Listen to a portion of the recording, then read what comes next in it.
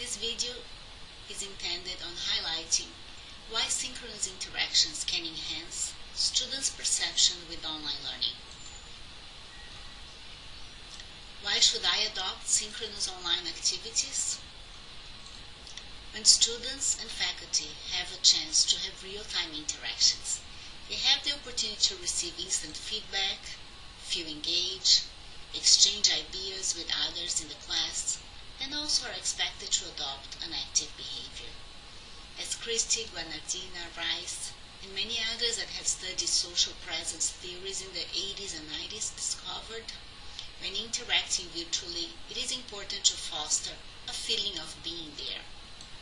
Some of the answers presented on this slide highlights our ability to not only conduct real-time text chat messages with our students, but be able to be heard and seen, and also be able to hear them and see them. In the current course that I teach, we have a public speaking activity that allows students to conduct virtual presentations for about 2.5 minutes. They are heard, they are seen, and then they are critiqued by others in the class. How do students foster the feeling that they are looking at the audience?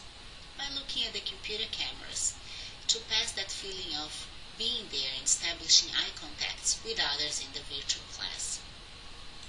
Could I hold an online class and not ask my students to have cameras and headsets? Yes. But why would I want to do that if the literature shows that the online learning experience is so much richer and students can replicate that feeling of being in class? In addition to focusing on the media to be used during synchronous class meetings, it is also important to focus on some pedagogical strategies, such as having clear agenda for the virtual class, letting students know what will take place and when, including breaks or group work in the breakout rooms. It is also important to design activities or slides that invite students to contribute their ideas on the topics being covered, to keep the online class conversational, and to let students know that you want them to show you that they are there with you and that they are exposed to activities that give them the opportunity to interact with others in the class. When is a good time to design your online course synchronous activities? Well, it is best that that does not happen the night before you're ready to begin your semester. Pedagogical choices for these sessions should be planned when the syllabus is being revised for a new semester. And we say so to ensure that the asynchronous and synchronous activities that are going to be conducted as part of your online course are designed not to fill weekly time meeting requirements, but that they are designed to enrich the readings assigned for the course and assist your students in understanding the readings by exercising critical thinking and communication skills. That's why we encourage a good understanding of the technologies being adopted for your online learning course, so students can focus their attention on the content and course activities, and technology becomes transparent to them after the first few semester weeks. How can we foster the notion of telepresence? As Lehman and Conceição describe in their book entitled Creating a Sense of Presence in Online Teaching, you want your students to detach from their location and feel that during their online learning class, they are in the class with you and with their classmates. You want them to feel connected spatially, seeing you, seeing their classmates, and seeing the content that's being shared. You want them to feel connected cognitively, reflecting and discussing ideas shared in class, and also feel connected socially, psychologically, and emotionally, feeling part of that momentum. What can you do to foster the notion of presence in your online learning course? From my experience, having a clear agenda is the first step needed for that. I start my online weekly classes with a slide that shows what we are doing for the night. I meet my students for 2 or 2.5 hours each week, divide class activities in increments of half an hour. I always have a break in the middle of the class, and always host an activity in the breakout so students can work in groups, have to be active, and most important, have to be there. In other words, intentionally rethinking and redesigning the materials covered in the class can allow you to be creative on solutions to be adopted during your online synchronous classes. For those that like to follow a model, please take time to review this image, which was also extracted from Lima and Conceição's book, and highlights how complex are the layers that we have to peel to reach our students' inner world. Remember that you'll be competing with your students' attention for the telephone that is ringing, the television that may be turned on, some kitchen goods, co-workers that may walk in their offices, relatives and friends that may be sharing the room with them. I once had a student share that our class was meeting at the same time of his favorite TV show. I had to think very hard on activities that will require him to be with me in the class and not just turning on his computer and then paying attention to his favorite show.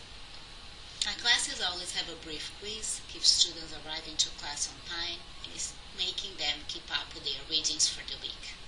I also randomly call on students and ask for their contributions at various times during class.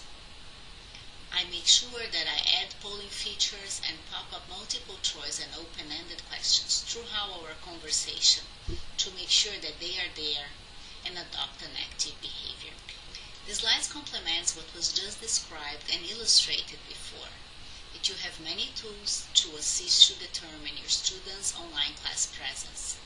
You can adapt the content presentations from your slides, you can format the structure of the class communication, adopt various teaching strategies, and most importantly, adapt your role as an instructor.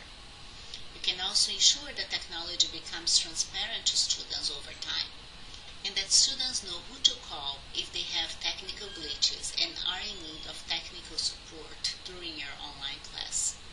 You cannot take for granted that students are interpreting your asynchronous online course instructions correctly. It is important to use your synchronous session to reiterate what is expected from them on that week. Share the location of the materials to be found for class activities, and even let them know about upcoming assignments ahead of time.